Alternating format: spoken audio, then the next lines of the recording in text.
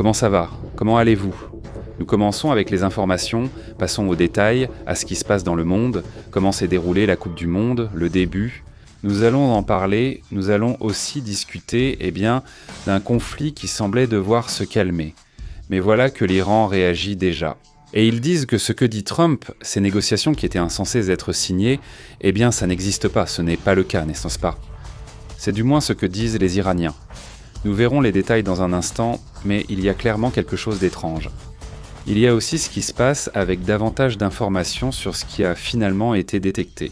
Concernant le 3I Atlas, des informations qui pourraient indiquer que, la comète pourrait abriter de la vie. 3I Atlas, au final, il y a beaucoup d'informations sur 3I Atlas qui n'ont pas encore été révélées jusqu'à présent.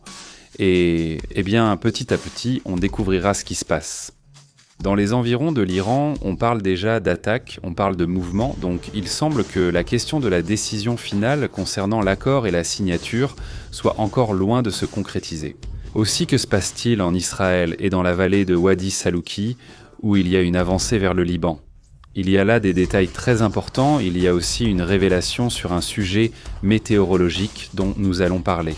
Très intéressant, surtout en pensant à ce que cela a généré au fil de l'histoire. Et surtout à ce qui arrive avec le fameux Super Niño. Passons aux infos, allons dans le détail, commençons. Mettez un like et on commence. Comment allez-vous? Comment ça va? Un grand merci à ceux qui sont déjà en direct, s'il vous plaît, mettez un like, déjà merci beaucoup pour vos commentaires. Aussi, dites-moi comment vous avez vu le match.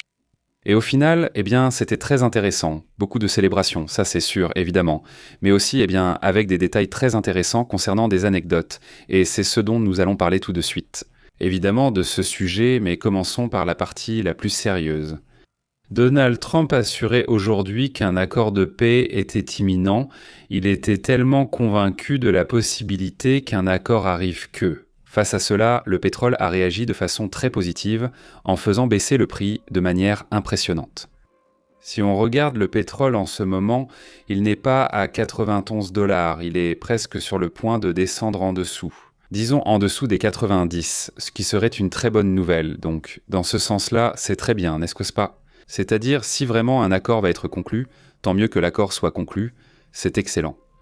La question est, ou la vraie question est, est-ce que ce sera vraiment un accord ou est-ce qu'il est simplement en train d'exagérer les choses et de donner des détails qui ne sont pas vraiment vrais, pour le dire gentiment? Non.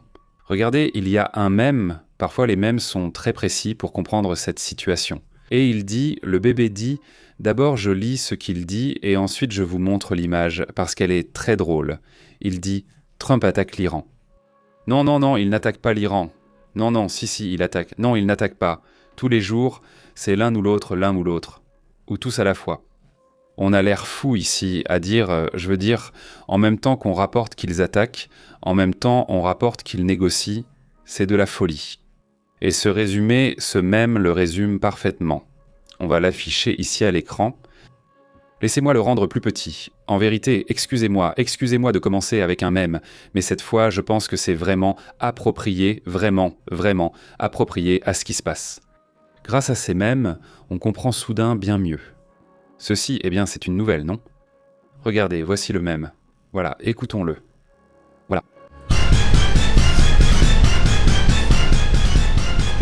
Oui, non. Les marchés montent, les marchés descendent, les marchés montent. Enfin, c'est de la folie. La vérité, c'est que c'est vraiment bien. Quand tu me l'as envoyé, je me suis dit que c'était génial. Il faut le partager. Évidemment, ça dure depuis le 28 février, si ce n'est pas même avant que oui, que non, qu'on va attaquer, qu'on va... Enfin... L'ambiguïté stratégique poussée à l'extrême, jusqu'à la folie. Si ce n'est pas demain, si ce n'est pas... Enfin, si c'est vraiment la réalité intérieure de Trump, ça doit être très fatigant d'être Trump. Franchement, ou alors c'est une stratégie à multiples niveaux que les analystes ne savent même pas comment expliquer. Regardez, on suit beaucoup d'analystes pour essayer d'avoir des informations beaucoup plus intéressantes pour vous tous. C'est drôle car il y a 3 jours, les analystes disaient « La stratégie de Trump marche, non ». 3 jours plus tard, Trump a perdu, non. Et puis, l'Iran est en train de réussir ou bien, Chaque jour, il y a des informations qui, si tu les lis il y a 3 semaines, semblent se contredire parce que c'est comme ça, c'est la réalité. Ça a été une réalité vraiment étrange. Regardez, reprenons la chronologie des événements, car à la fin, on se demandera de quoi parle le VP. Aujourd'hui, c'était fou. Non, Donald Trump dit qu'il a annulé les attaques prévues contre l'Iran. C'est-à-dire qu'il y avait des attaques et il a annoncé qu'il y avait un accord de négociation avec le soutien de plusieurs pays. Que s'est-il passé là-bas ? Eh bien, il a annoncé cela aujourd'hui. Il assurait que ce week-end, ce serait essentiellement la signature officielle. Il parlait de l'Europe ou de la France, que plusieurs pays le soutenaient. Il a partagé cela à travers un message sur Truth Social et il a dit, en se basant sur des faits, que les discussions avec la République islamique d'Iran ont été menées au plus haut niveau de la direction iranienne et approuvées. En tant que présidente des États-Unis, j'ai annulé les attaques et publié un mémorandum de la Maison-Blanche. Tout est super officiel parce que il était censé y avoir des attaques parce qu'il faut se rappeler qu'elle avait déjà dit qu'elle allait le faire et aujourd'hui, je vais le répéter, ça va être le bordel. Iran, tant qu'il ne signe pas, ce sont ses propres mots. Aujourd'hui, ça a commencé très fort, c'est-à-dire qu'aujourd'hui, elle disait qu'ils allaient même prendre l'île de Cardenas-Car, qu'ils allaient commencer à lancer des attaques et je ne sais quoi d'autre. Quelques heures plus tard, elle évoquait déjà un soi-disant accord. Elle laissait passer de « on va écraser et faire ci et ça » à soudainement dire « tant bon, on est déjà en train de négocier, la signature arrive. Dans 2 ou 3 jours, la signature sera faite. » Tout est calme, tout va bien. Les marchés étaient incontents et le prix du pétrole a commencé à baisser. D'ailleurs, le pétrole commence déjà à rebondir. C'est-à-dire, on voyait tout à l'heure qu'il est à 90 et à 91 $. Mais si tu fais attention, c'est-à-dire parce que tous les marchés asiatiques ont déjà ouvert, ils ont déjà commencé à réagir, n'est-ce pas ? Et ils ont commencé à rebondir. Voyons si ce prix est dû au fait que c'était, disons, le 11, mais là-bas en Asie, c'est déjà le 2. Donc il y a déjà une hausse. Nous allons à peine commencer, on verra plus tard. Mais bon, c'est ce que dit Donald Trump. Et pendant ce temps, les Iraniens ont répondu. Et sur le même compte ou les comptes de cet Ebrahim Soligari, non, le porte-parole, n'est-ce pas ? Le porte-parole de la garde révolutionnaire aurait révélé ce qui suit. C'est là, sur son compte Twitter. Eh bien, en gros, il dit que le ministère des Affaires étrangères d'Iran rejette l'affirmation de Donald Trump selon laquelle ils auraient approuvé un accord. Il dit qu'aucun accord n'a été conclu. Personne ne l'a accepté. Et bon, qu'est-ce qu'il dit d'autre là-dessus ? Aujourd'hui encore, la porte-parole du ministère des Affaires étrangères s'est exprimée. Comme évoqué, la garde révolutionnaire s'exprime aussi, car il existe 2 courants en Iran. Oui, du côté de la garde révolutionnaire, ce sont eux qui détiennent réellement le pouvoir. Il dit que tout accord doit satisfaire toutes les demandes de l'Iran, y compris le contrôle total du détroit d'Ormuz, 24 millions de dollars de fonds gelés et aucune concession nucléaire. Et encore une fois, c'est cela. C'est-à-dire que l'accord est cela. C'est le mur, la barrière, rien. L'accord n'a rien du tout. Passons donc à l'étape suivante dont tu parles. Il y a une division présumée de l'Iran que nous connaissons déjà bien. Laquelle est-ce, celle-là ? Ce serait la division de ce qu'est Mojtaba Khamenei, le nouveau guide suprême et le corps des gardiens de la révolution. Et de l'autre côté, les diplomates, entre guillemets, parce qu'ils sont quand même très durs, comme Sagarashi, qui est le ministre des Affaires étrangères et le président du Parlement. Cette vidéo est d'abord publiée par les gardiens de la Révolution, puis le porte-parole du ministère iranien des Affaires étrangères, Ismaël Baghali, que vous voyez à l'écran en ce moment, réagit aussi. Et il affirme que les discussions se poursuivent, mais il a exclu qu'une conclusion finale ait été atteinte. Elle a indiqué qu'une grande partie du document est déjà rédigée, bien que des divergences persistent et empêchent encore de le finaliser. Donc, il faut le souligner. Voyons, alors lui, le responsable, le porte-parole des affaires étrangères, il dit oui, on discute, c'est-à-dire, il y a des discussions, mais aucune décision finale n'a été prise. Alors, cela veut-il dire que Trump non plus ne dit pas de telles choses ? Rien au hasard, parce que parfois, honnêtement, on pourrait croire qu'il dit des choses au hasard. Mais avec la confirmation de ce monsieur, eh bien ce qu'il dit, c'est que oui, il y a des négociations, oui, il y a des discussions, mais la décision finale n'a pas encore été prise. C'est ce qu'il dit, j'insiste, un groupe différent, comme l'a bien dit Astrid, ils sont divisés en Iran, mais ensuite Mojtaba sort et dit non, nous ne sommes pas d'accord avec ce document et point final, l'affaire est close. Donc il y a 2 réponses de l'Iran, c'est-à-dire pour rendre tout cela encore plus bizarre et pour donner encore plus de pertinence à ce même qu'on vous a montré au début. Eh bien, cette folie de l'indécision, apparemment, ce n'est pas seulement d'un côté, ce n'est pas seulement Trump, mais aussi les Iraniens, qui se sont montrés experts, pour ainsi dire. D'être dans ce tiraillement, de savoir si j'ai pris cette décision, sinon non, je n'ai pas pris cette décision, même de prendre une décision. Mais c'est-à-dire, en même temps, ils sont incohérents dans le sens où ils disent oui à l'accord et en même temps, ils disent non à l'accord. Exactement. Et qui était le vrai décideur qui détient le pouvoir? En théorie, c'est Mojtaba, non? Mais en même temps, il y a d'autres pouvoirs qui apparemment veulent vraiment négocier. Avant de parler de négocier et tout ça, je voudrais dire et demander à toute la communauté d'aller mettre un like, de partager. C'est essentiel car pour que nous soyons présents chaque jour, votre participation est indispensable. Donc je remercie énormément tous ceux qui sont abonnés, tous ceux qui commentent, comme toi, Nina Rublox Tapatia Plus, toute la communauté. Bon, qu'est-ce qu'on a dit d'autre sur tout ça? Ça, le porte-parole du ministère des Affaires étrangères l'a très clairement dit. Jusqu'à présent, ils ne sont pas prêts à abandonner la question des lignes rouges et c'est un sujet qui, eh bien, continue de se répéter. Il y en a 3 pour l'instant, ce sont essentiellement l'argent, le nucléaire et enfin le détroit d'Ormuz. Aujourd'hui, le secrétaire au Trésor, Bessette, a déclaré que cet argent que les Américains détiennent pour l'Iran, c'est-à-dire c'est de l'argent qu'ils ont gelé. Des milliards de dollars, ils disent qu'à chaque fois que l'Iran attaque, ils vont prendre cet argent, l'équivalent de l'attaque. Donc ça, c'est vraiment dur. Ce serait un coup terrible parce que au final, cet argent n'est pas à eux, n'est-ce pas? Et ils le prendraient de force. Un sujet qui enflammerait aussi la salle. La fin pour les pays qui voudraient en faire des affaires avec les États-Unis. Ils vont dire « Écoute, tu sais que si tu es la première à t'énerver, tu vas prendre de l'argent qui ne t'appartient pas. » Tout ce qu'ils ont fait pour, par exemple, qu'on prenne l'argent russe, une partie de cet argent bloqué que l'Europe détient. Et jusqu'à présent, eh bien, aucune décision n'a finalement été prise. Oui, non, ils ont toujours été en désaccord là-dessus. Ils publient aussi sur Twitter, également sous forme de mème, évidemment cette image où ils montrent Trump.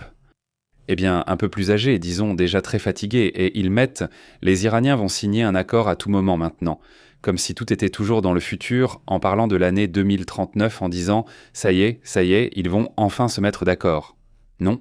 Eh bien, le sujet, c'est que ça s'est rempli de mèmes, et c'est que Donald Trump lui-même disait ceci. Écoutez bien, écoutez.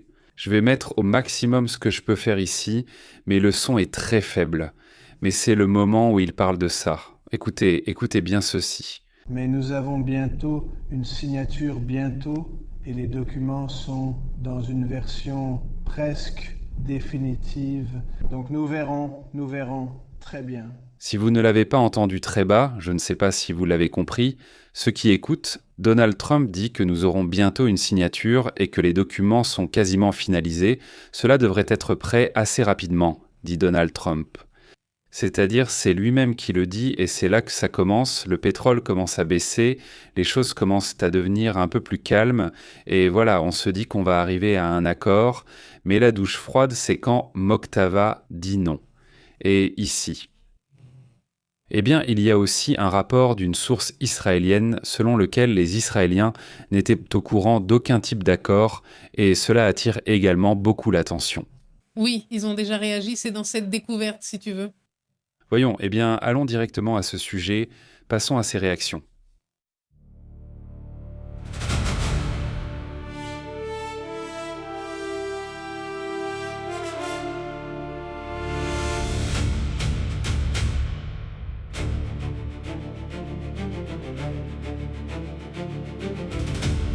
Eh bien, face à la supposée négociation que les États-Unis mènent avec l'Iran, les États-Unis disent dès qu'ils négocient, l'Iran dit que non, ou que rien n'est décidé de leur côté.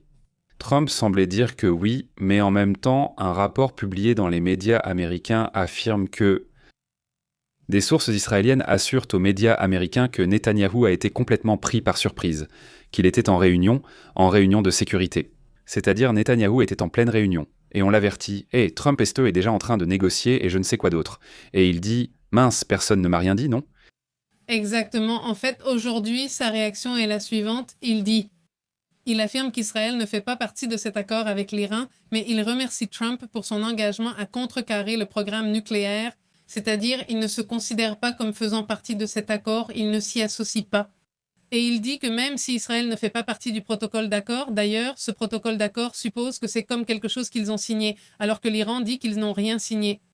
C'est un autre point aussi dont on ne sait pas si c'est vrai ou si c'est un mensonge.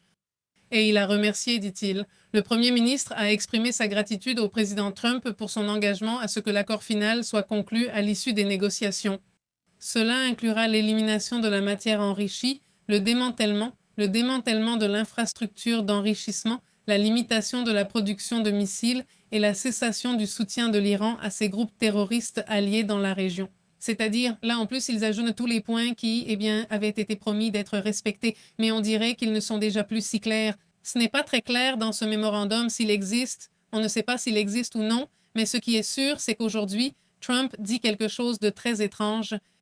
Lors de cette même réunion à laquelle Trump vient d'assister, on l'interroge sur la question de la matière nucléaire iranienne et il disait que l'accord avec l'Iran aborde conceptuellement la matière nucléaire iranienne.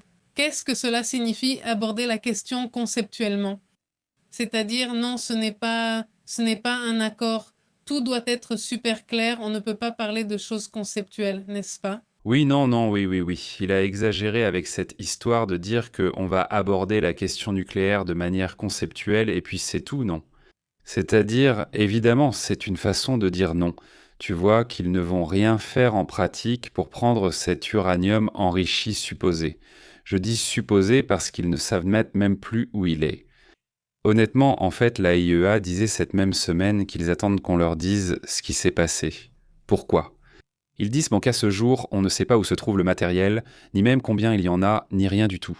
C'est-à-dire que non, la IEA est complètement dans l'ignorance à ce sujet, non ?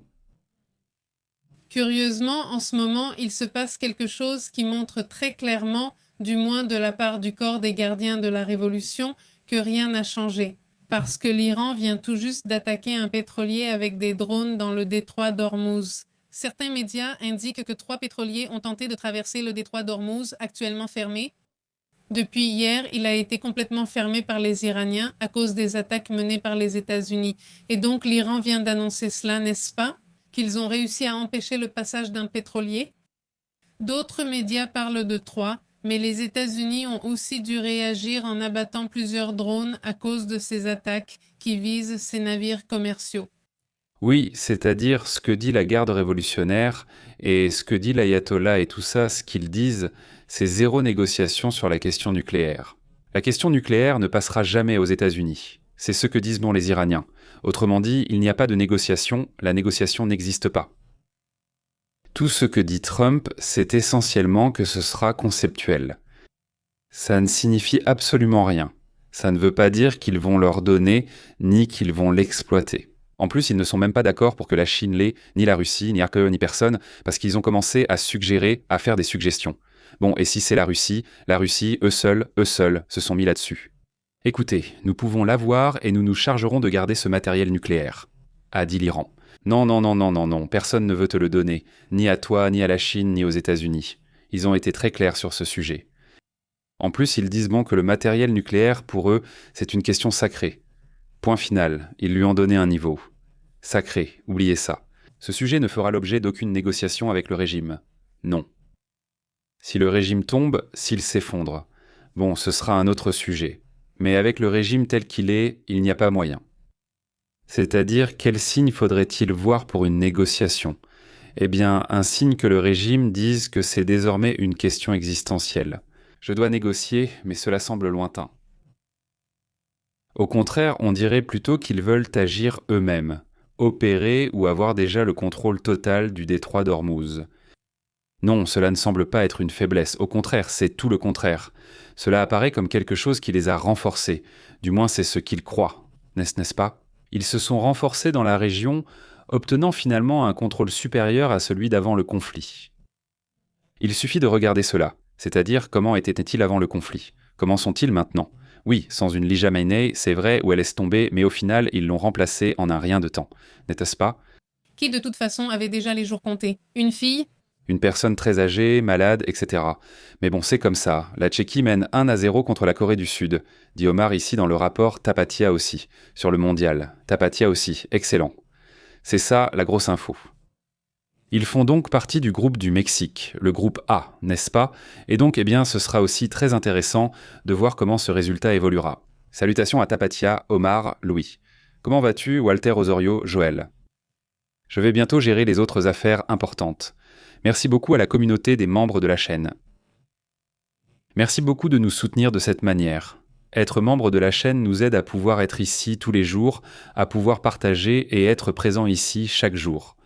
Ce soutien pour cette chaîne, voire pour les chaînes, nous allons avancer petit à petit parce que c'est la réalité. C'est-à-dire que nous n'avons même pas encore atteint le 1 million d'abonnés et cela ne dépendra que de vous. Ce soutien nous permet d'être ici chaque jour pour vous informer en détail de ce qui se passe. Je sais que vous faites cet effort parce que vous croyez en ce projet, n'est-ce pas? Merci de croire en nous, de croire en ce projet, de croire en tout ce que nous faisons, et sachez que nous serons ici chaque jour pour vous apporter toutes les informations sur ce qui se passe dans le monde. Passons à d'autres sujets également intéressants concernant ce qui se passe dans le monde.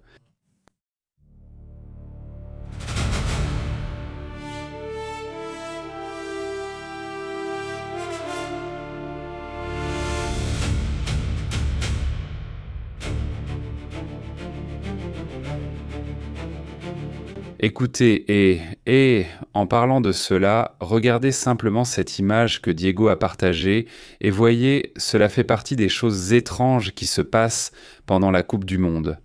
Regardez celui qui saute là-bas.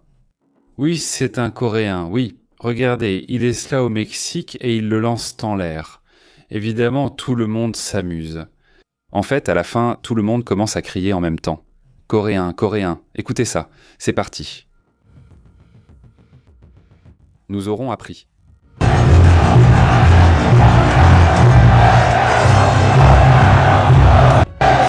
Coréen, Coréen. Coréen, génial. Je n'en reviens pas de l'ambiance. Évidemment, comme partout, il y a eu parfois, là où il y avait des manifestations, une certaine confrontation, quelques incidents. Évidemment, il y en a eu aussi, mais en général, il y a eu beaucoup de célébrations. Évidemment, je te dois un repas. Je t'invite à manger des tacos, Francisco Arce. C'est pour ça, pour avoir deviné le résultat. Je crois que c'est Francisco Arce le seul qui a prédit le 2-0. Si je ne me trompe pas... On disait surtout 3-0, 3-1. Si je disais 3-1, d'autres disaient 2-1, 1-0, 1-1, 2-1, 1-0, 1-1, 2-2. Si je ne me trompe pas, c'était toi Francisco qui parlait du 2-0, non? Il faudra sûrement revoir le chat en direct. Celui de la dernière diffusion, non? C'est là où on commentait les pronostics, non? Bon, passons aussi à d'autres sujets importants de ce qui se passe dans le monde.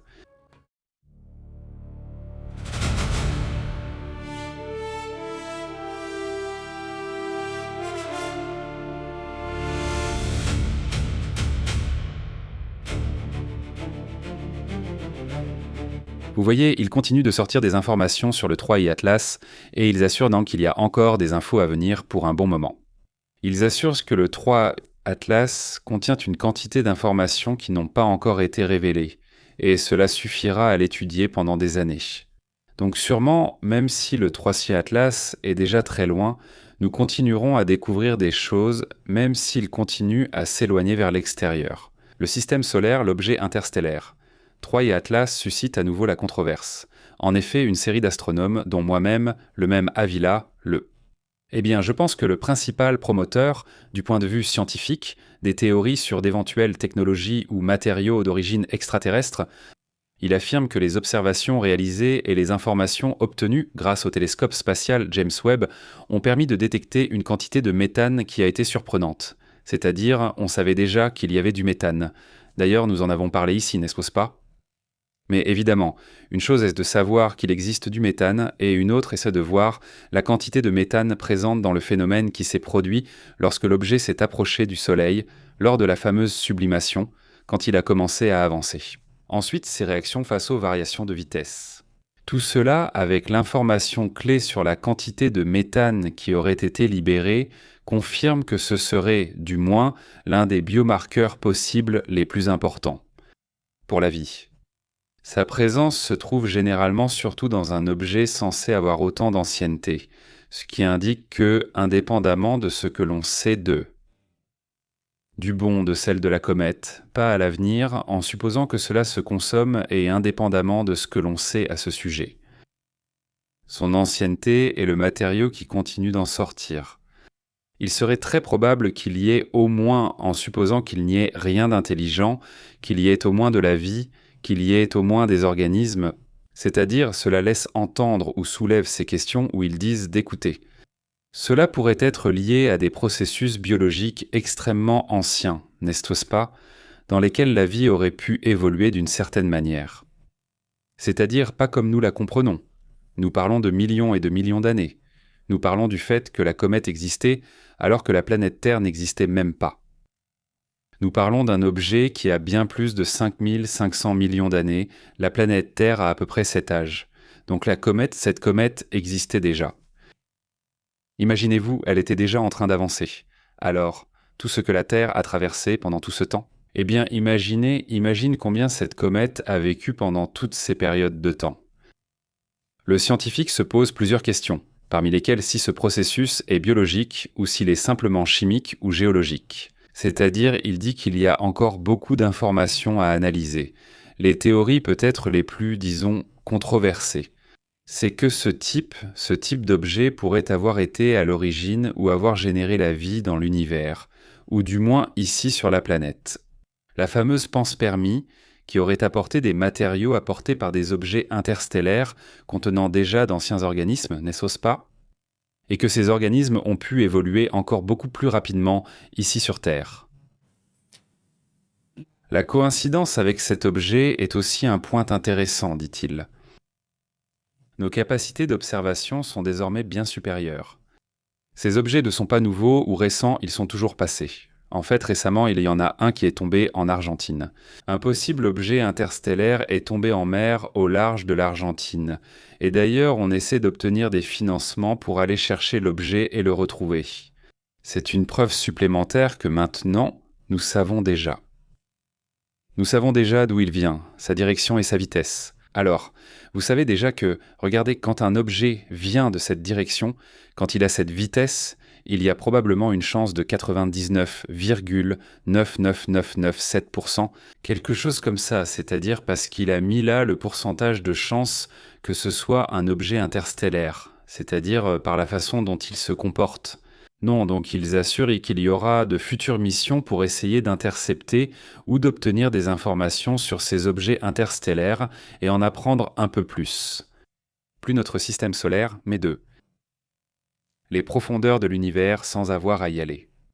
Nous allons pouvoir en apprendre un peu plus petit à petit à ce sujet.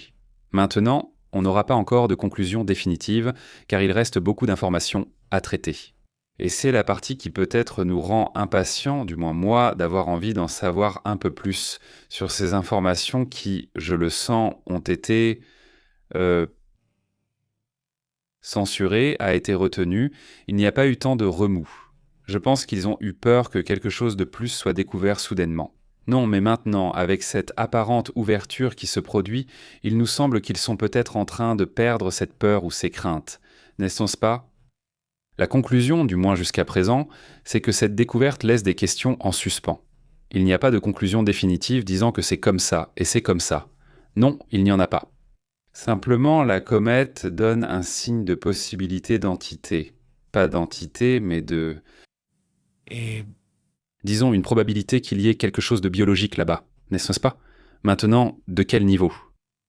Eh bien là, vraiment, qui sait, ce sont des questions qui restent ouvertes. Allons-y, passons aussi à d'autres sujets importants.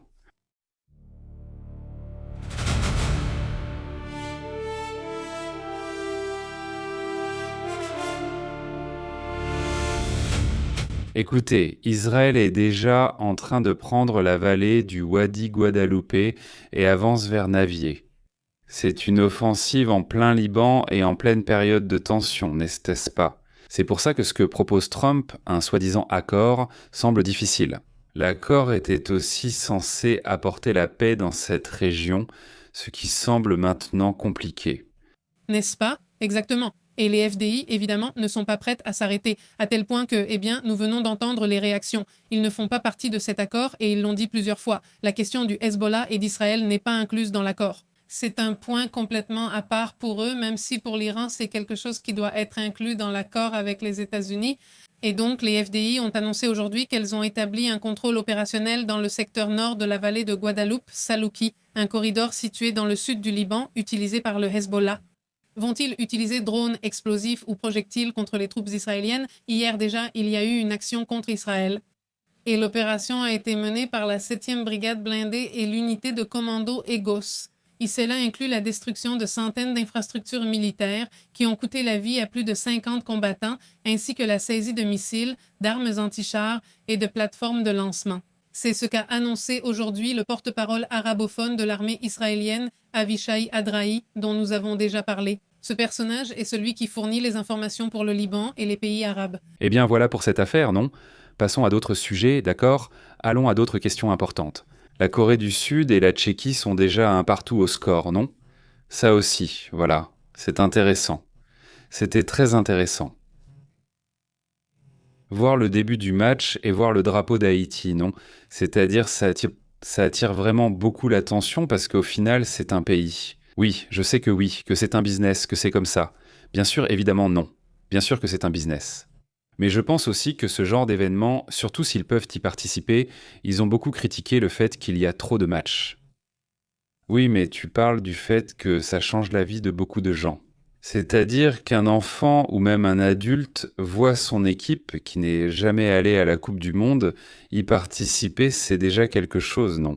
C'est déjà quelque chose de différent à quoi penser et réfléchir. Et en voyant comment a été la situation en Haïti, comment a été la situation dans d'autres régions du monde, tout à coup ce sont des choses qui donnent au moins un peu de répit, non? Pour beaucoup de personnes. Regardons quelques données intéressantes sur ce qui s'est passé.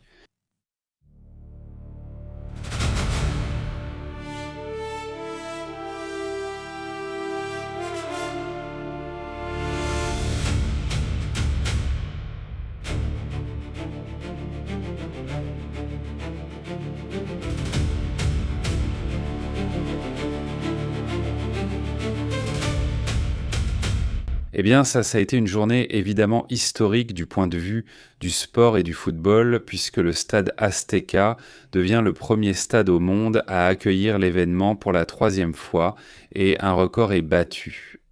Le stade de Mexico, auparavant connu sous le nom d'Azteca, est le premier stade sur la planète à accueillir 3 cérémonies d'ouverture de Coupe du Monde. C'est la Coupe du Monde la plus grande de l'histoire, d'ailleurs, avec 48 sélections. Il y aura 104 matchs disputés. C'est aussi quelque chose qui ne s'était jamais produit auparavant. Il y a 3 pays hôtes. Cela non plus n'était jamais arrivé, même si, en gros, ce qu'ils disent, c'est « Regardez, nous avons vu des analystes qui disent que le Mexique aurait dû organiser la Coupe du Monde tout seul. » C'est-à-dire que c'est le seul pays parmi ces 3 qui s'intéresse vraiment au football. C'est le seul pays qui s'y intéresse réellement. Les États-Unis, clairement, ça ne les intéresse pas. Bien sûr, les hispaniques qui vivent là-bas, eux, oui. Et quelques autres personnes issues d'autres cultures. Ou ce que tu veux, c'est pareil. Mais en général, il n'y a pas autant d'intérêt. Il n'y a pas cette passion pour le football et personne au Canada, on dirait même que la Coupe du Monde n'existe pas là-bas. En gros, il y a aussi un autre point, c'est qu'il va y avoir 3 cérémonies d'ouverture. La première aura lieu à l'Azteca, mais ensuite il y en aura une aux États-Unis et il y aura une autre cérémonie au Canada. Eh bien, des choses curieuses, c'est que ce match se joue contre l'Afrique du Sud, avec qui, si je ne me trompe pas, le Mexique a inauguré, non? Et non, il a inauguré la Coupe du Monde. Ouais. Oui. Et il y a eu un match nul d'ailleurs, normalement en Coupe du Monde. Il faudrait vérifier les statistiques, mais on dit toujours que lors du premier match, le pays hôte gagne. C'est comme si c'était automatique, mais cette fois, l'Afrique du Sud n'a pas gagné à cause du match nul du Mexique. Je crois qu'au Qatar non plus. Non, mais pour le Qatar, je ne me souviens pas. Parce qu'en fait, en vrai, je ne m'en souviens pas non plus. Aussi comme le Qatar, non, pas vraiment. Oui, pour le Qatar non plus, ça ne s'est pas vérifié, tu as raison. Il évoque aussi d'autres sujets vus parmi les images. Ce n'était pas la présidente, non. Ça aussi, ça attire l'attention. En fait, sur la chaise où elle avait assuré qu'une petite fille allait s'asseoir, c'était comme ça. La chaise vide, oui, je pense qu'elle aurait dû y aller. Même avec tous les sifflets qu'elle allait recevoir, elle aurait dû y aller. Regarde, c'est quelque chose qu'il faut apprendre de Trump. Enfin, je veux dire, parce qu'on peut apprendre des choses de tous les politiciens, y compris de Trump, non? Et regarde, Trump va au match des Knicks. Il se fait huer très fort, très fort. Il se fait huer tout le temps. Eh bien, c'est comme ça, n'est-ce pas? C'est-à-dire, c'est une démocratie et les applaudissements sont légitimes. Les réactions des huées aussi. Ce n'est pas grave, voyons. Pourquoi avoir peur des huées et de ce genre de choses? Sincèrement, oui, j'ai dit, ils vont critiquer de toute façon que tu y ailles ou que tu n'y ailles pas. Je pense qu'il vaut mieux participer, non? À mon avis, il valait mieux y aller. Et bon, oui, ils vont s'exprimer, qu'ils s'expriment maintenant. Aussi, eh bien, Alejandro Fernandez a été celui qui a chanté l'hymne national. Il y avait aussi Bocelli et c'était aussi une chanteuse coréenne, il me semble. Oui, Oui, celle de Kiko Dragon, oui, j'oublie son nom. de Mondragon. Regarde là, tu vas le voir, parce qu'il suit beaucoup ce qui touche à la Corée. Mais il y avait aussi Los Angeles Azules, Belinda. Je veux dire, ici, je crois que Lila Downs était aussi là-bas. Je ne l'ai pas vue. C'était complet, évidemment, non? Aucune autre sélection n'a disputé autant de matchs d'ouverture que le pays hôte. Dans ce cas, ce n'est pas le Mexique qui a eu celui-ci. Cet honneur, pour ainsi dire, c'était aussi une inauguration assez courte. Ils n'ont pas vraiment géré de façon très politiquement correcte le sujet du drapeau des États-Unis. Il était évident que le drapeau américain serait hué. Cela s'est produit, mais ils l'ont très bien caché, n'est-ce pas? Eh bien, pour des raisons diplomatiques, quand les drapeaux sont sortis, à la fin, il ne restait que le drapeau des 3 pays hôtes. Oui, le Canada, les États-Unis et le Mexique au centre. Le Mexique, c'est bien le pays concerné, non? Et les 3 drapeaux disparaissent. Et ainsi, tu évites les huées contre le drapeau des États-Unis, parce que le drapeau du Mexique apparaît, et évidemment, tout le monde a applaudi, non? Et alors, ils passent un par un, d'abord le Canada, puis les États-Unis. Mais tout de suite après, c'est le tour du Mexique, et là, tout s'enflamme. Mais dans ce petit moment où le drapeau des États-Unis passait tout seul, on entendait déjà les huées commencer, puis ensuite le drapeau du Mexique arrive, et là, tout s'enflamme au final. Bon, c'est aussi comme ça que ça se passe. La diplomatie dans le football, dans le sport, sur le Zocalo et sur différentes places comme ici à Fundidora, ils ont organisé ce FanFest, ou comme ils l'appellent. Oui, FanFest. Qu'est-ce qu'ils font là-bas? Eh bien, ils installent essentiellement un écran géant pour les personnes qui ne peuvent pas ou n'ont pas pu obtenir de billets.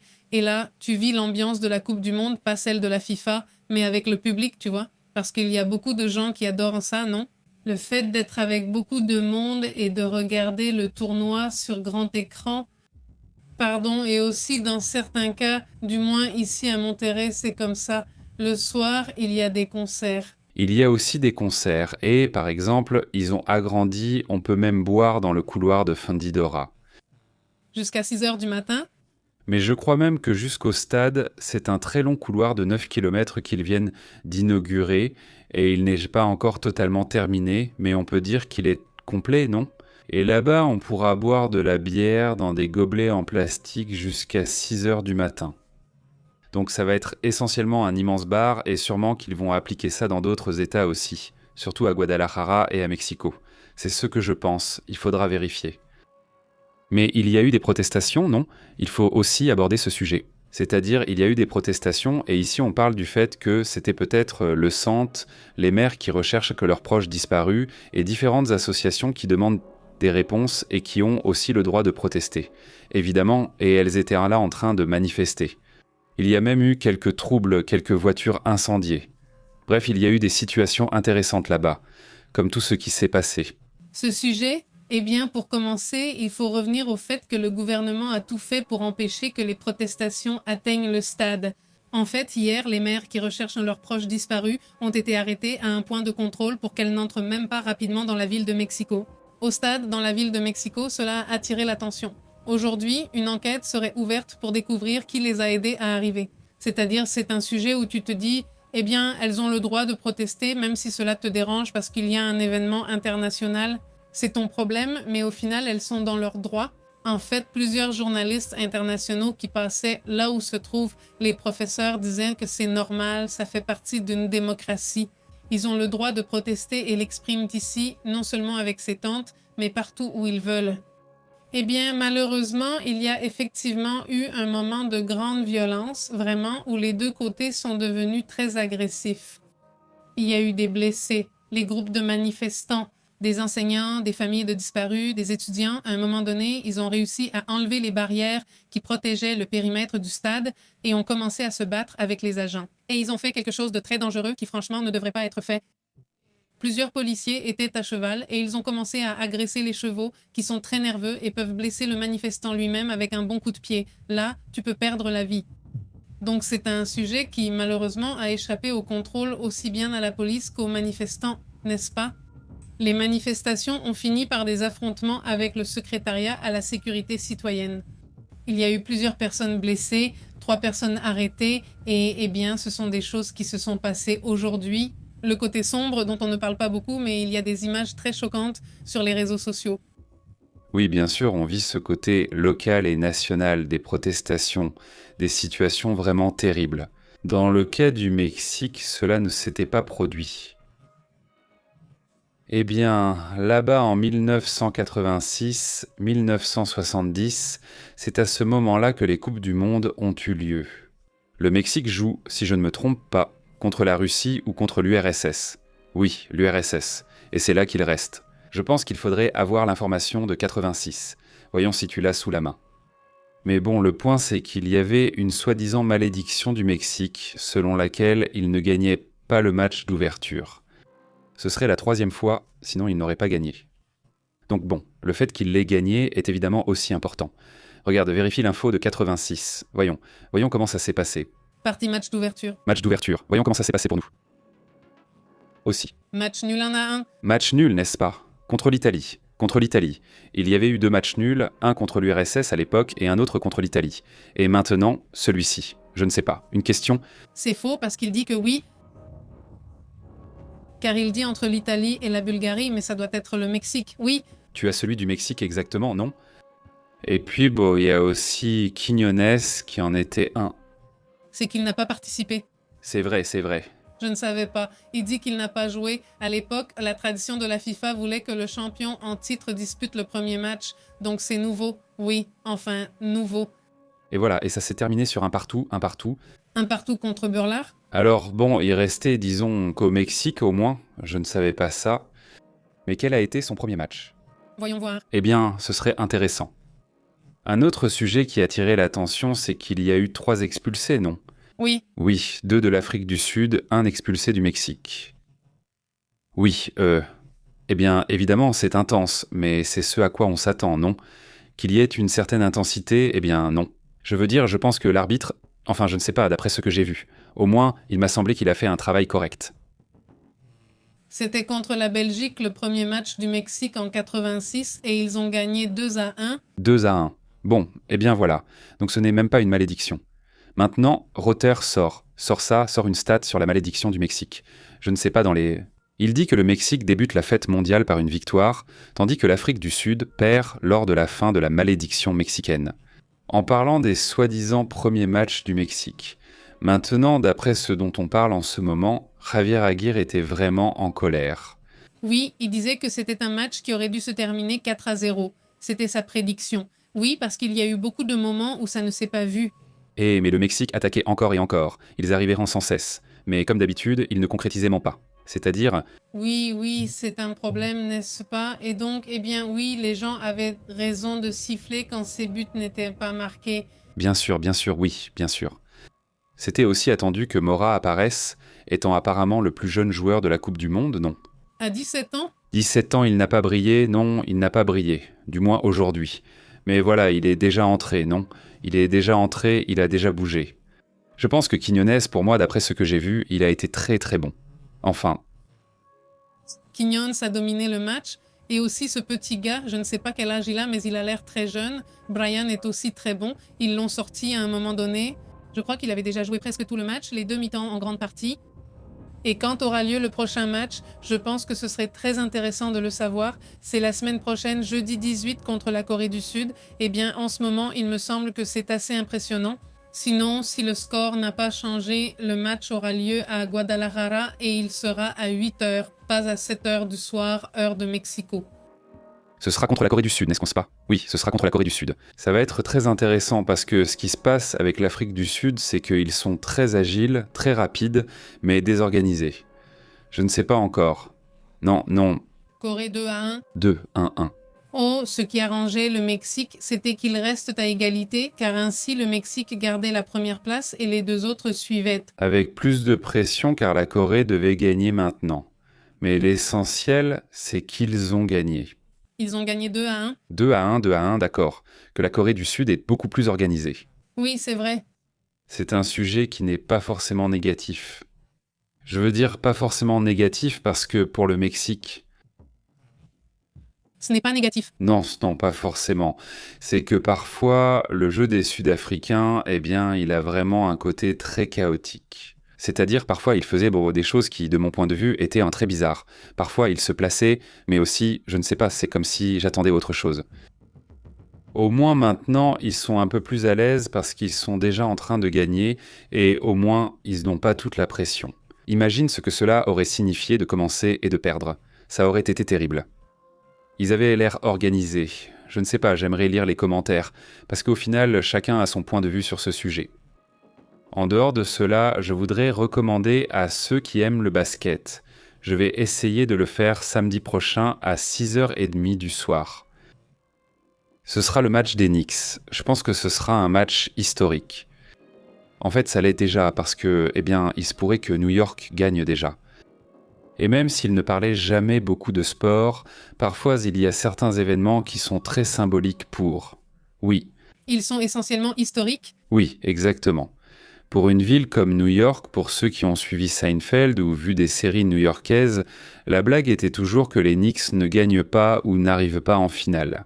C'était toujours comme ça en fait. Dans le dernier match, on voit Jerry Seinfeld fêter comme un fou, n'est-ce pas? Il fêtait comme un fou tout ce qui concernait le match. Il devenait vraiment très excité.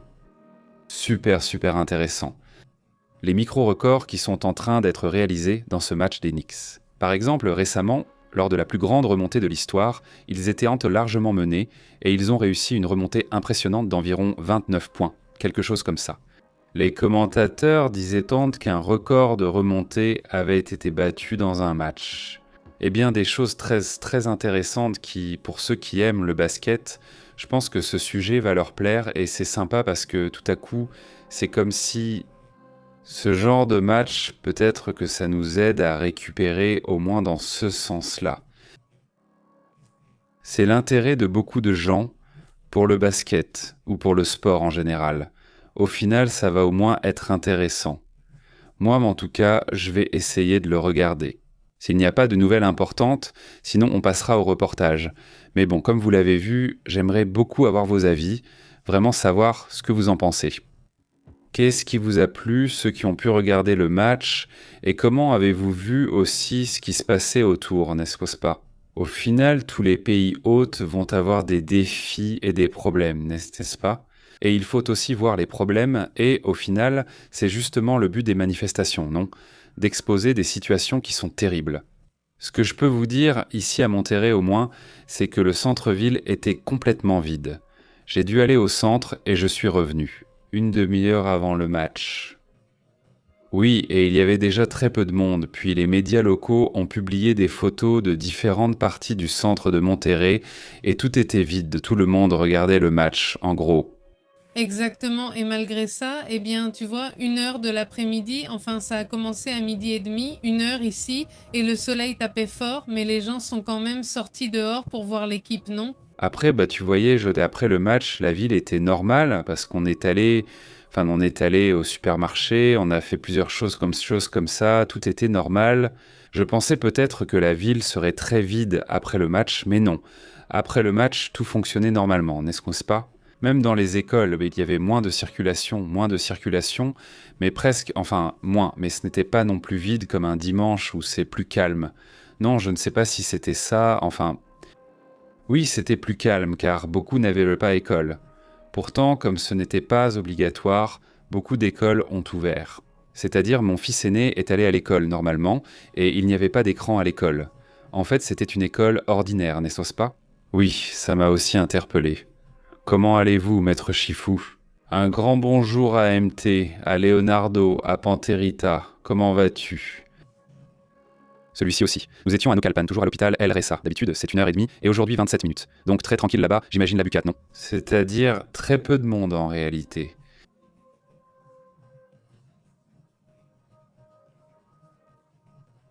Ce matin, il y avait encore presque un trafic normal, mais à midi, quand je suis sorti, enfin, quand nous sommes sortis, tu vois, le matin c'était normal, à midi c'était presque vide. Et oui, tu voyais la garde nationale, la police, des choses comme ça, mais à part ça, tu ne voyais presque personne. Oui, oui, qu'est-ce qu'il y a? Mais à part ça, tu ne voyais presque personne. Et les bus du transport public normal.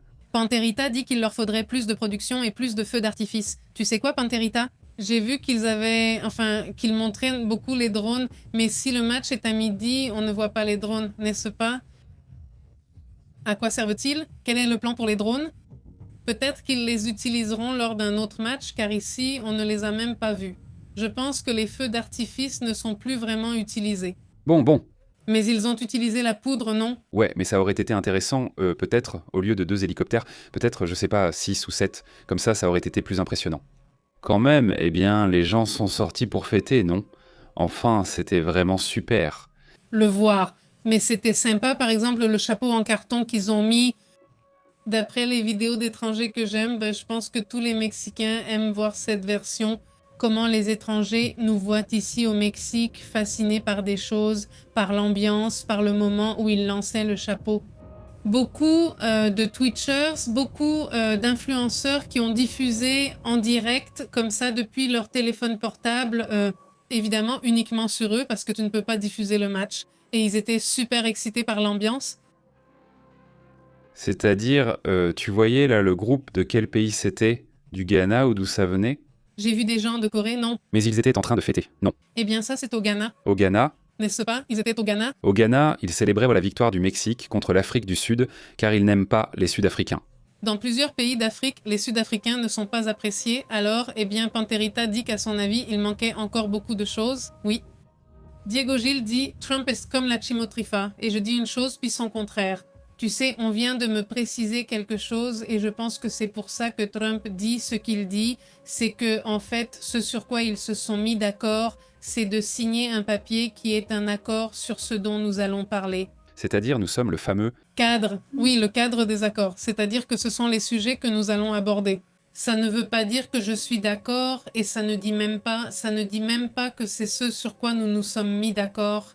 Non, ça dit juste qu'on va parler du sujet du nucléaire, de ce sujet, de ce thème, c'est tout. Et ils disent que ce n'est pas un accord et non. C'est juste le cadre, rien de plus, c'est-à-dire de quoi on va parler. Mais vous voyez comme il adore ça. Il dit que les propriétaires sont allés hier à un dîner de bienvenue qui a eu lieu au château de Chapultepec et il y a eu un spectacle à l'Azteca hier soir. Grâce à cela, dit Maître Chifou.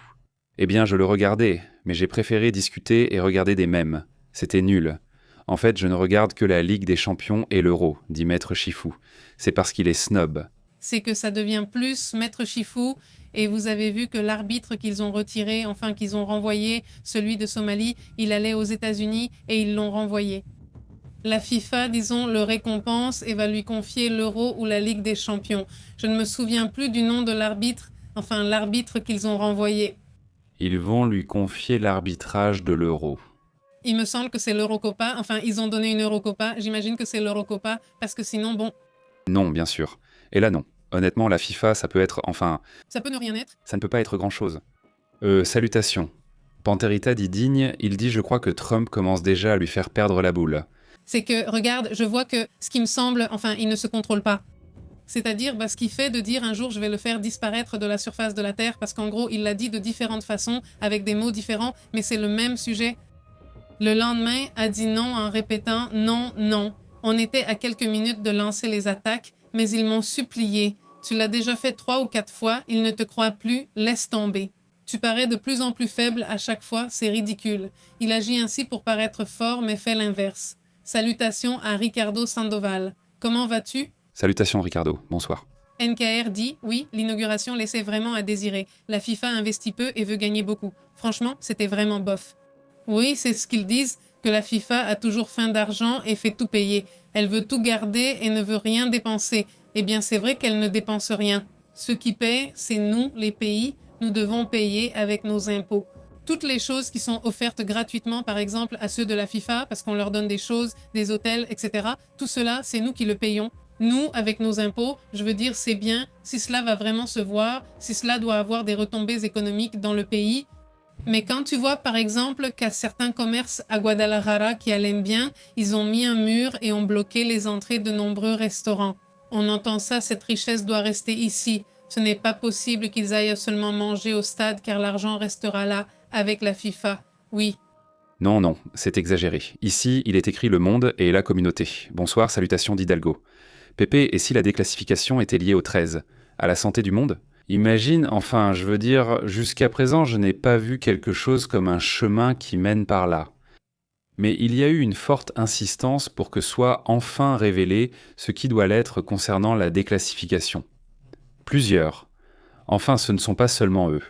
Plusieurs scientifiques ont insisté, en disant « Bon, publiez tout ce que vous avez à publier et commençons à l'analyser de la manière la plus sérieuse possible. » Toute cette déclassification tant attendue, d'ailleurs cette semaine, en théorie, il y aura une audience au Congrès. On va voir si ça a lieu. Et ici, nous en parlerons, là-bas aux États-Unis. Gabriel Salut dit « Excellente formation.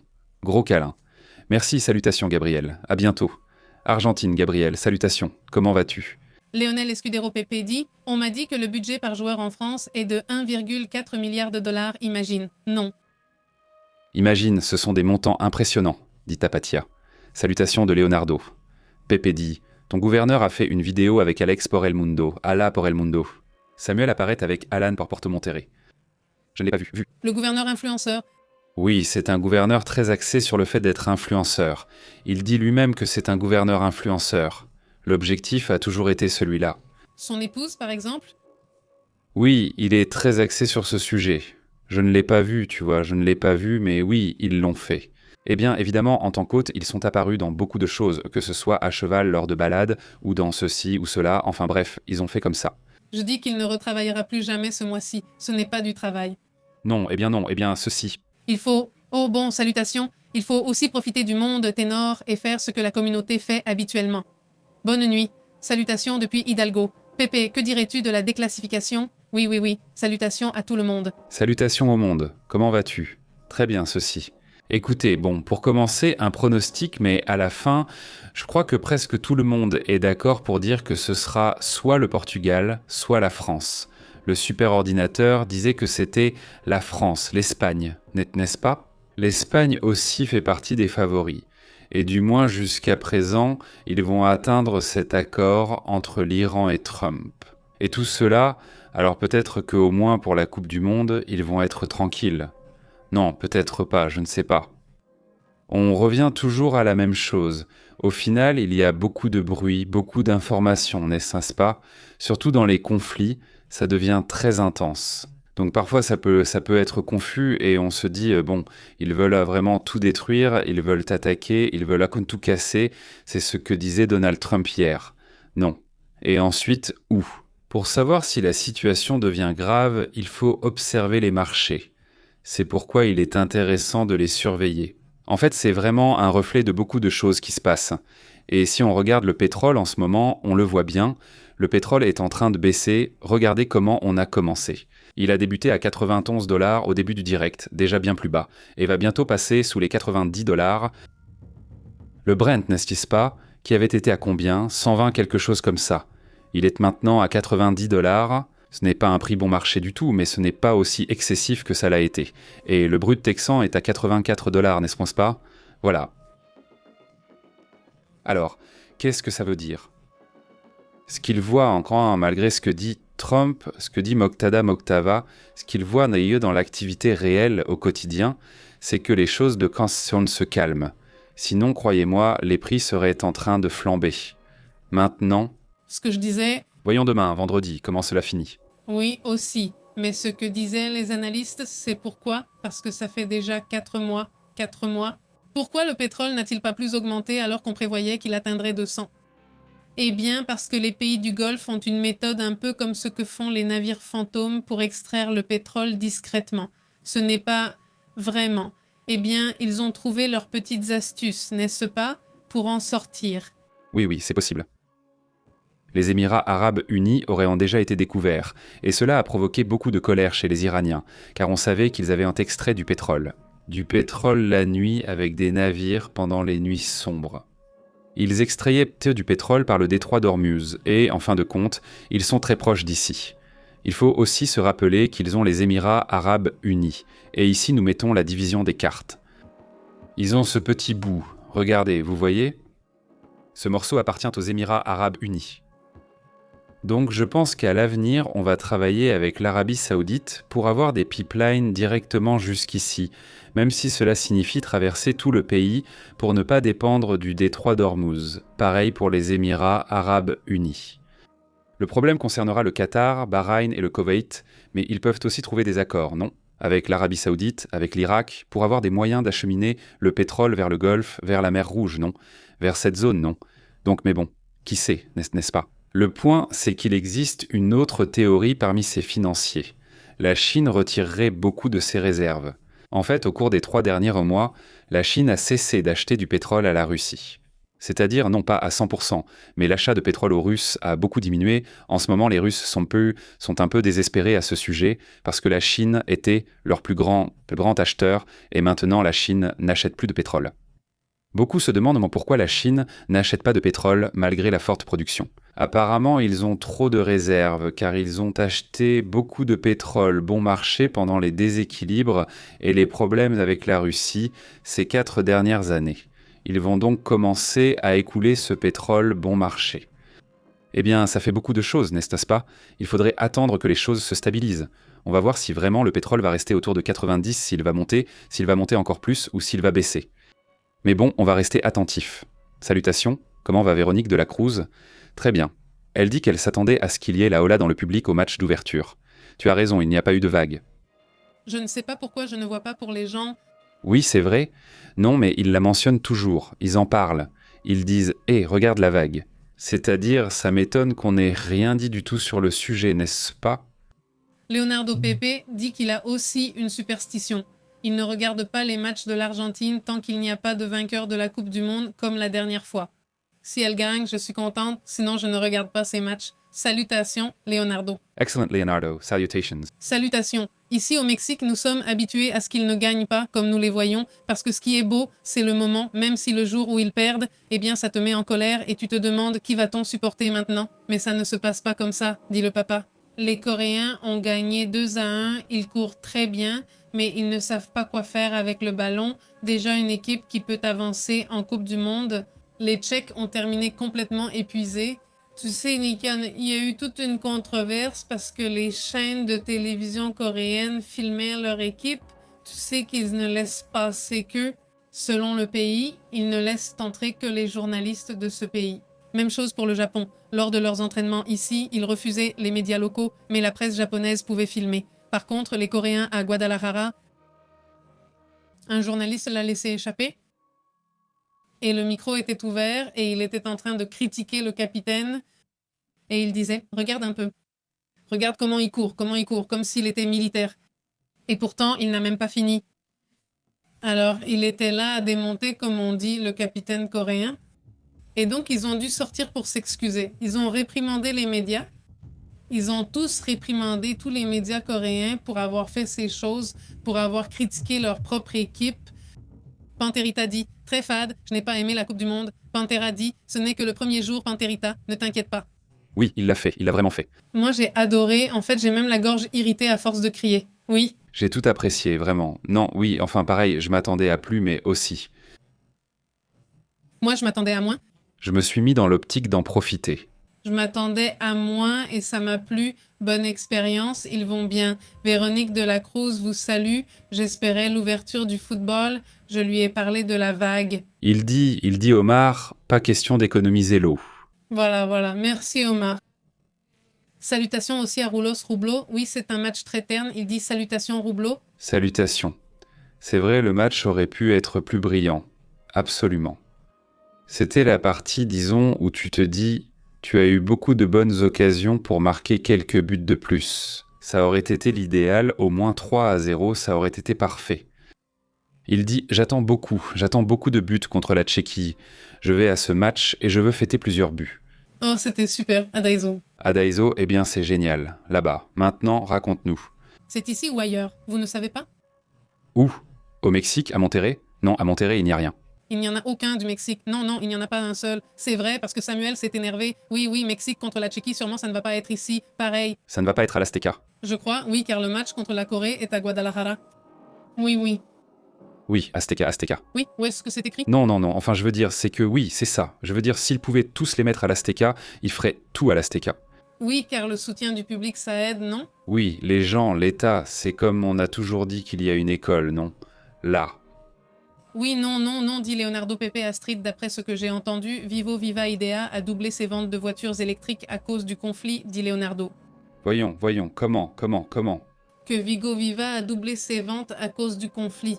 Je n'en doute pas, bien sûr. Les voitures électriques, ou connectées, comment ils appellent ça, ces hybrides rechargeables vont décoller. Je pense que oui, dit Beto. Je ne le savais pas, je vais vérifier cette info, Leonardo. Intéressant. Il dit « J'insiste, la Coupe du Monde sans le Guiri, ce n'est pas pareil. » Oui, je sais, le hooligan, cette Beba Galvan, enfin ce duo de José Ramon avec cet autre, comment il s'appelle déjà? Oui, Les Guiri. Eh bien, Bustamante, mais aussi celui qui fait Brosse, le Broso, oui. En fait, ils étaient vraiment trois, non? C'était génial et j'adorais que le dernier jour, ce Bustamante arrivait toujours habillé en hooligan pour détruire le studio. C'était vraiment la meilleure expérience de la Coupe du Monde et voilà, maintenant, ça s'est perdu, non. En fait, ils ont mis là des petits rigolos qui ne fonctionnent pas. Celui qui s'en est le plus approché, c'était la Manita, tu te souviens? Oui, la Manita, qui a marché à son époque? Oui, bien sûr. Mais à part ça, non, je ne vois pas. Dernièrement, ils amènent des influenceurs qui, franchement, ne sont pas très sympathiques. Panterito dit, c'est que je suis très passionné de football, c'est ça, Panterito? Oui, nous, on n'est pas super passionnés, on ne regarde que quand il y a la Coupe du Monde, c'est tout. Basiquement, oui, donc c'est pour ça que ça ne nous enthousiasme pas, parce que personnellement, je trouve le football super ennuyeux, oui. José Gonzalez dit « Merci beaucoup pour ce like, José, mon homonyme, 234 likes, merci beaucoup pour votre soutien. C'est génial. » Il dit que la Chiquitibone... La Chiquitibone des années 86 aussi, ça marche. Dit Sergio Garcia, ma sœur travaille dans l'historique, elle travaille à l'hôtel Grelling State où séjourne l'Allemagne. Super. Salutations. Salutations, Sol. Eh bien, elle sera là, elle verra de près ces joueurs, n'est-ce pas? Ces géants, n'est-ce pas? Salutations à Sol. Il dit, sur un autre sujet, que savez-vous de la pénurie de chocolat? Quoi? Aujourd'hui, on m'a dit qu'il n'y avait plus de mocha à cause d'une pénurie en achetant du café. Tu trouves ça fou? Moi, je n'en avais pas entendu parler. Tu sais, l'autre jour, vendredi dernier, je suis allée faire les courses et j'ai demandé un café, parce que j'étais fatiguée et je m'endormais en marchant, alors pour éviter ça, j'ai pris un café. Oui. Et une fille devant moi a demandé un mocha frappé et ils ont dit il n'y a pas de mocha, seulement du cappuccino qui a aussi du chocolat, non? C'est pareil, c'est la même chose, oui. C'est-à-dire qu'il y a vraiment un problème à cause de ça. Ah oui, c'est fou. Francisco Arce dit qu'en 86, il avait 40 ans de moins, dit Francisco. Il parle avec Paterito et lui dit « Aldo, comment vas-tu ?» Aldo répond « Bonsoir papa, aujourd'hui c'est aussi mon anniversaire, ce n'est sûrement pas un hasard. » On dit que nous, les Gémeaux, aimons en savoir un peu sur tout. Salutations et belle soirée. Salutations Aldo. Félicitations. Un câlin. Un câlin, passe une très bonne journée pour ton anniversaire et merci de partager un moment ici avec nous ou de nous laisser t'accompagner un petit moment pour ton anniversaire. Oui. Bon. Je me souviens que la Chiquita et Boomer a vraiment fait sensation. J'ai même pu la voir en vrai. Elle était toute petite. Elle avait environ 4 ans quand ils sont venus faire. Ils ont fait une sorte de... Comment ça s'appelle? Une caravane, non? Ce n'était pas une caravane, mais il y avait des chevaux. En septembre, ils amenaient la petite. C'était une cavalcade pour la fête de l'indépendance. Ils font toujours le défilé. Et la petite était là, et boum, elle dansait, et elle bougeait, c'est sain. Je me souviens que ma mère disait « Oh, la Chiquita y boum !» Elle était très excitée avec la dame. Mais bon, c'est tout. Est-elle la Chiquita et Boomer maintenant? Non, qui sait? Je crois que oui, enfin non, elle était très jeune en 86, une gamine, peut-être dans la vingtaine. Il dit, regarde, ici il est écrit, il dit « La toute petite, et actuellement elle s'est bien conservée. » Elle se conserve bien, mais je ne connais pas l'âge du monsieur. Voyons donc, elle, c'est la petite et Boomer, qui était très célèbre dans les années 80. Elle est la petite et Boomer en ce moment, vraiment. C'est le bon côté. Tu sais, regarde, il est là, Mario, au lieu d'être ici, comment va-t-il? Radio Formula le montre, il dit « Voici à quoi ressemble actuellement la coqueluche du Mexique. 86, la Chiqui Chiquita est boomer. Elle a l'air super bien. La voilà en 86 et la voilà, imaginez. Non, eh bien, super bien. Regardez-moi ça. » Mais il ne faut pas qu'ils disent non. Je ne sais pas, il dit « Laisse-moi vérifier ici. » Il dit « Aujourd'hui, c'est la Coupe du Monde. » Il dit « Et ça rappelle des souvenirs. » Elle s'appelle Marc Astro, regarde, tant d'années, et tu ne connais même pas son nom. Tu ne connais pas son nom. Oui, bon. Eh bien, regarde, voici une autre photo. C'est elle, regarde. Elle a l'air très bien conservée. Elle s'appelle Marc Astro. Voyons, laisse-moi vérifier son âge, car on veut le connaître. Cette actrice, regarde. Oui, actrice, oui, regarde. Elle a 65 ans, écoute, eh bien, elle a 65 ans, non, eh bien, très bien, madame, excellent. Salutations, dit Vic. As-tu vu hier, Pépé? Ils commentaient 2-0 pour le Mexique, ils ont gagné, on avait misé sur Polymarket et on a deviné juste. Polymarket, qui a dit ça? Il a dit Victor. Vic, oui, la Corée 2-1 contre les Tchèques, et si c'était sur Polymarket, on serait millionnaire. Eh, 2-0, tu aurais dû écouter, Vic. Qui d'autre a dit Vic? Je pense que c'est Francisco, sauf erreur. Francisco. Eh bien alors, on sait déjà à qui on va offrir des tacos, non? Salut à Vic, salut à Francisco. Quel est le pronostic avec les Coréens? C'est quand? Tu as dit le 12? Le 12. Non, le 18 jeudi, oui. Salutations, Monsieur Mété, le commentateur de TV Azteca, disait que lorsqu'il rafraîchissait le jeu de cartes, il le mélangeait à quel niveau? Qu'est-ce que ça veut dire, Mété? Je ne sais pas. Salutations, il est aussi écrit Tapatia. C'est vrai, les Gémeaux sont très curieux, on dit souvent qu'ils ont deux personnalités. Salutations à je ne sais pas si c'est vrai, mais ils sont très curieux, non? Non, j'ai entendu, ils sont deux, non? Salutations, et qu'ils sont aussi très créatifs. Dit Leonardo, Pepe et Azteca, il y a quelque chose, c'est-à-dire parfois tu les prends de bonne humeur ou parfois de mauvaise humeur. Leonardo, Pepe et Azteca demandent s'il y a une explication pour laquelle maintenant les Coupes du Monde ont 3 pays hôtes. Pourquoi y a-t-il 3 pays hôtes? Eh bien, c'est censé être pour générer plus d'argent. Je suppose que c'est aussi à cause de l'accord TEMEC, non? C'est-à-dire de l'union qu'il y a en Amérique du Nord entre ces 3 pays. Donc je suppose que ça en fait partie, moi, n'est-ce pas? Et puis, tu vois aussi 3 visions très différentes du football. Oui.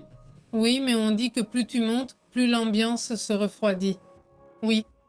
Alda, et si on lit par ma marque, elle a fait un gros pari en faveur du Mexique avec 500 000, je ne me souviens plus si c'est des pesos ou des dollars. Et elle a eu raison, maintenant elle a fait... Enfin, tu sais si elle pensait à ça, genre, elle a misé sur le 2-0 ou comment ça s'est passé là? Regarde le mème qu'on m'a envoyé aujourd'hui sur cette histoire des 3 pays. Je le mets ici, à l'écran. Attends-moi un instant. Salutations à Omar qui dit « Vive les Gémeaux ». Salut aussi à Cyberjournaliste. Comment allez-vous? Il dit « Papa, il envoie des salutations depuis la plage Ubita Beach, sur la côte, au Costa Rica, dans le Pacifique, en promenade, là où ma fille est professeure de surf. Oh, c'est génial, vraiment, j'aimerais bien apprendre à faire du surf un jour. » Oui, c'est vrai. Oui, c'est vrai que c'est très beau et intéressant, non? Oui, c'est vrai, même à l'envers. Regarde. Oui. Laisse-moi, je le mets ici, dans... Alors, on va le mettre dedans. Ici, un instant. Ah. Voilà. Voici. On le voit là, non? Parfait. Oui, parfait. Voilà, non? Le Mexique accueille la Coupe du Monde, et là on voit Bob l'éponge en train de fêter ça, non? Les États-Unis accueillir la Coupe du Monde, c'est comment déjà? Carlo Tentacule? Carlo Tentacule, celui qui reste toute la journée. Super énervé, je ne sais pas quoi, et les Canadiens là en train de dormir. On m'a informé. J.D. Vance, soi-disant le gars sympa, voilà ce qu'il vient dire, non? Pour inviter tout le monde à venir voir la Coupe du Monde, et ils disent non, on les veut ici. Qu'ils viennent à la Coupe du Monde, mais qu'ils repartent le lendemain. C'est-à-dire comme ouf. On a tellement envie de rester. C'est-à-dire, laissez votre argent et partez vite. Tu te demandes, c'est quel genre d'invitation? Franchement, non. Merci. Celle-ci dit ici, Tapatia, j'aime beaucoup apprendre, faire des recherches, découvrir, dit Tapatia. C'est lent. Excellent, Tapatia.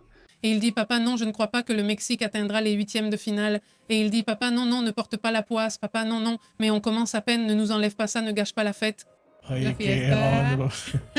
Très mauvais, papa de Nova, le Premier. mauvais commentaire du papa de Nova. Nous venons juste de commencer, mec. Il dit salutations à la voisine, à Madame Véronique de la Cruz de ceux qui nous saluent, à Vico, salutations Vico, et aussi à Mar, salutations Mar. Il a oublié la phrase de la paix, Papa Nova, non? Aujourd'hui, on dirait bien. Ma phrase de Mario Mar, je veux dire, il dit Moi, cyberjournaliste, il dit « Salutations depuis la plage Costa Ubita, Costa Rica ». Donc, eh bien, salutations. Papa, toi qui es du Pérou, comme ces élections sont ridicules, qu'ils sont vraiment au coude à coude comme ça, genre pour, je crois, 900 voix ou 600 voix. Là, ça a déjà changé. Ça a encore changé? Oui, ça a déjà changé. Oui, ça a changé, parce que je viens de vérifier juste avant le direct et c'était déjà comme « Non, oui, maintenant c'est celle-ci qui gagne. » 50-49, c'est bon. C'est-à-dire, c'est déjà 50-49, mais bon. C'est-à-dire qu'il y a déjà, je crois, 9000 voix. 9000 voix. Oui. Il y avait déjà environ 9000 voix, oui. Mais bon, c'est encore indécis, on ne sait toujours pas ce qu'il en est. Mais oui, c'est là, voilà. Regarde, oui, c'est faux, oui, la différence, c'est... Très peu. Combien c'est? Alors non. Non, ce n'est pas écrit ici. Ce n'est pas écrit. Ah, voilà. 1303. 1303 voix, oui. C'est le 0. Encore une fois, c'est à 50 comptes. 0,01%. Oh là là. Ce n'est pas là. Regarde, c'est ici. Regardez. C'est vraiment comme quand Bart se présente pour être président. Tu te souviens? Voilà. Et qu'il n'y a que 2 votes. Et c'est Martin qui gagne parce que Bart a oublié d'aller voter et son ami aussi, tout le monde a oublié d'aller voter, mais c'est compté comme ça. Oui. Quelle icône est allé voter ce jour-là? C'est foutu. Oui, pourquoi je n'y suis pas allé? Pourquoi je n'y suis pas allé? Les Canadiens déçus disent bon qu'ils pensaient que c'était la Coupe du Monde de hockey. Allez. Je sais. Comment? De football? Non, pas de ça. Nous, on voulait le... Oui, non, pour eux, c'est le hockey qui compte vraiment. Pour eux, ou c'est rien. Au fait, c'est quand le match entre la Russie et les États-Unis? Je n'ai rien dit, c'est eux qui l'ont dit. Rien, non. Je ne sais pas d'où ils tiennent ça, mais là-bas, c'est imaginaire. Salutations. Il manque aussi la blague de papa, non? Oui, il manque la blague, la phrase non, rien, ou allons-y. Allons-y. Allons-y. Non, ne reste pas là. Rappelez-vous que nous sommes sur WhatsApp, que nous sommes sur Telegram et que nous vous envoyons la notification des directs. Et bien sûr, nous sommes aussi sur Facebook, Instagram et X. Super, écoutez, une grosse accolade, donc salutations à Raoul Sachs, à Ofe Mendes, à Francisco Arce, qui ensuite ira manger des tacos avec lui et Vic, comment ça s'appelle? Ceux à la broche, comment on les appelle? Al pastor. Ici, on dit de trompeau, n'est-ce pas?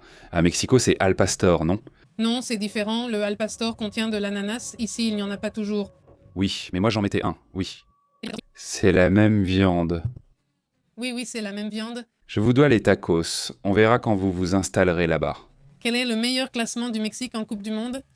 Vous connaissez déjà? Ils n'ont jamais passé l'écart? Jamais. Ils passent à la fin du match, dit Leonardo. Ne te moque pas, Leonardo, c'est parce que tu es argentin, n'est-ce pas? Exactement. C'est pour se moquer, j'ai compris. C'est une moquerie. Salutations. Bon, eh bien, je vous embrasse. On se voit demain. On continue ici à discuter de tout ce qui se passe au niveau international. Merci beaucoup. Abonnez-vous si ce n'est pas déjà fait. Nous sommes ici en train de discuter. À bientôt. Nous interrompons votre programme habituel. Merci d'être branché sur la vérité. Ceci est Pépé en direct. La vérité est intense. Bura, l'insolite est réel. Bura, ici nous analysons avec une perspective globale. Ne reste pas à l'écart. Rejoins la chaîne. Pépé en direct. Contrôle le signal. Pépé et Astrid disent la vérité. Journalisme brut, ici on respecte ça. Active l'alerte, ne perds pas le fil. À la prochaine. Oui monsieur. Nous faisons l'appel. Abonne-toi. Pépé en direct dans la place. Ah ça. Bourra.